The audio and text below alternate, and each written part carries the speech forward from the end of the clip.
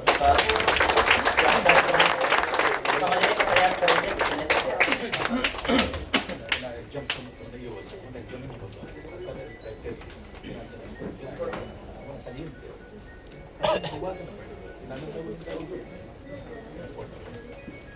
बहुत बहुत शुक्रिया। ऑल इंडिया हो लैंग्वेज एक्शन कमेटी के नेतृत्व में देश के अलग अलग हिस्सों से दिल्ली आए हुए मेरे तमाम बुजुर्गों को, नौजवान साथियों को, माता और बहनों को मेरी तरफ से खूब जोहार।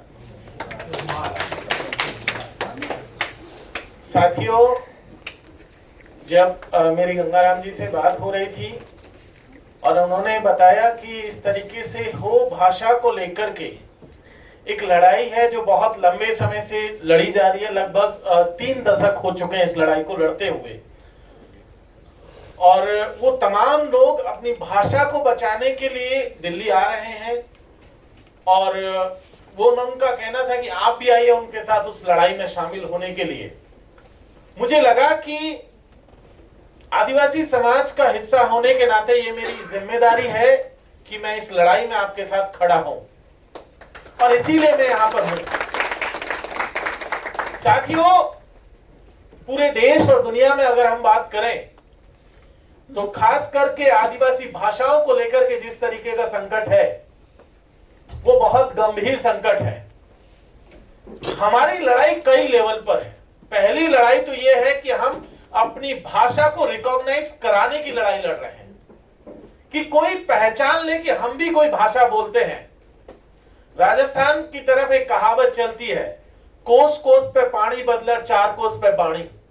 उसका मतलब है कि आप लगभग 1 कोस का मतलब 3 किलोमीटर होता है, कि इतनी दूरी पे जाने पे आपका पानी का जो टेस्ट है वो बदल जाता है, और लगभग 12 किलोमीटर के आसपास जब चलते हैं तो आपकी बाणी बदल जाती है, भाषा बदल जा रही है।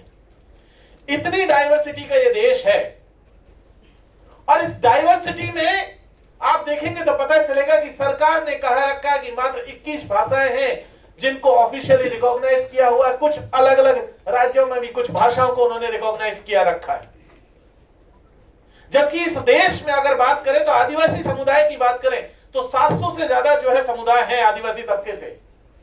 उनमें से कम 100 से ज्यादा समूह समुदाय ऐसे हैं जिनके पास अपनी प्रॉपर भाषा है, जिनकी अपनी तैयार व्याकरण है, जिनका अपना तमाम तरीके की चीजें तैयार है, लेकिन उसके बावजूद भी वो भाषाएं आज भी उपेक्षित है, आज भी सरकार की नजर में नहीं है। ये हमारे देश का मामला नहीं है, पूरी दुनिया में आप देख लीजिए। यूनाइटेड नेशंस ने भी कई दशकों से लगा हुआ है कि आदिवासी भाषाएं खतरे में है, और इसीलिए उन्होंने पूरा ये जो दशक था 2014 से लेकर 2024 तक को उन्होंने कहा कि इसे इंडिजीनियस लैंग्वेज के नाम से इस पूरे डिकेड को वो सेलिब्रेट करेंगे, और उन्होंने किया। लेकिन हमारे देश में क्या हुआ, इस पूरे दशक में 2014 से लेकर 24 तक किसी भी एक भाषा को मान्यता नहीं मिली।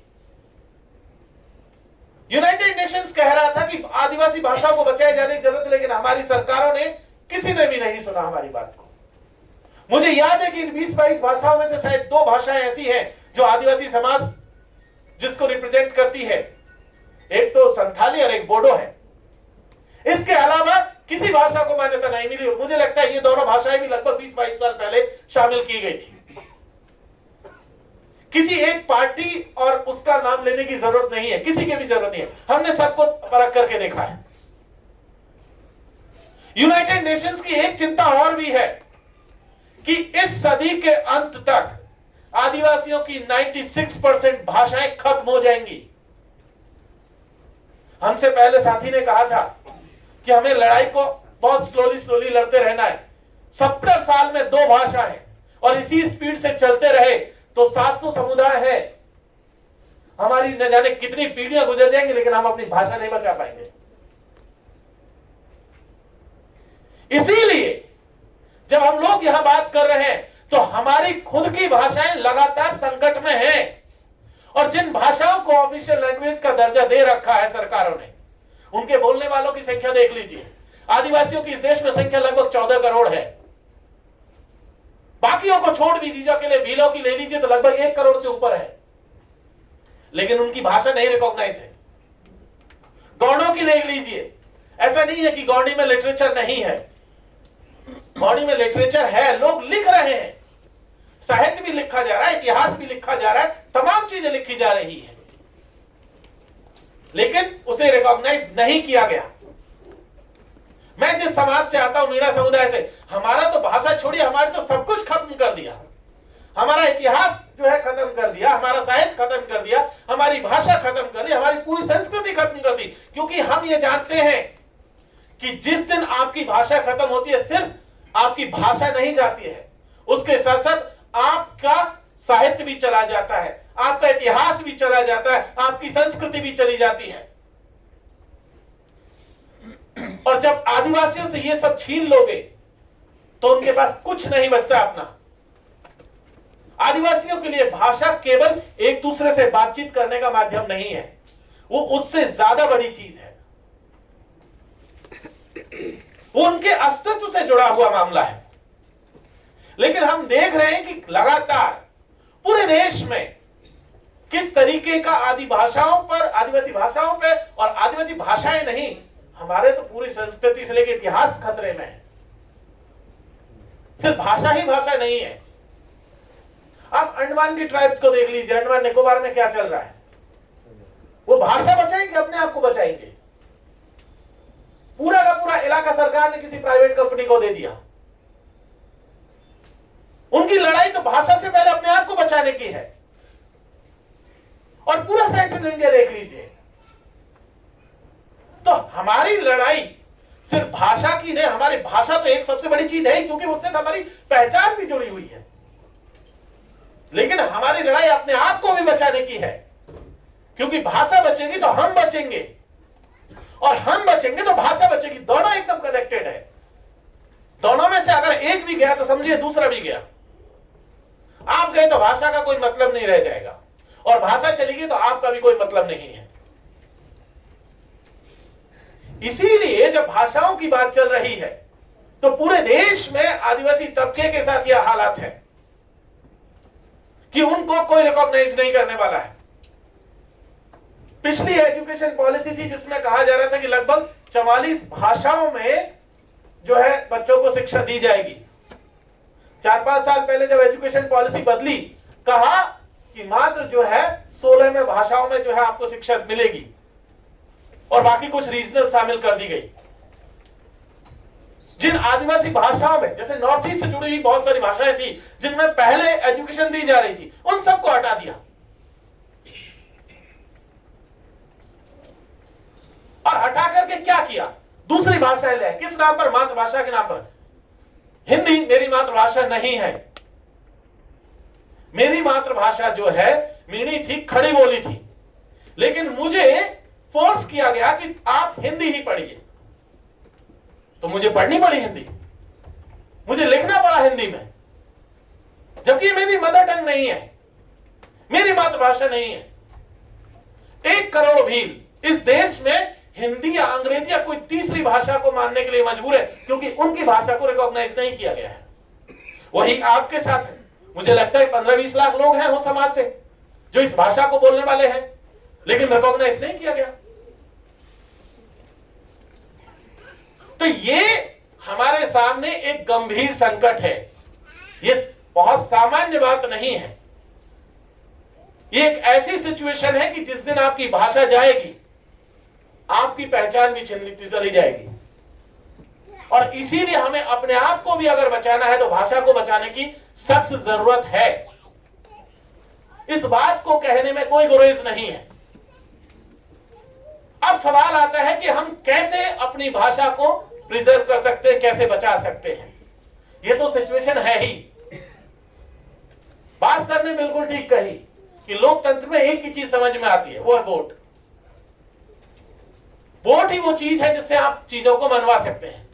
बाकी तमाम चीजें हमने देखी है, सरकार को जब करना होता है तो तमाम जो पैरामीटर्स है उनका कोई मतलब नहीं रह जाता।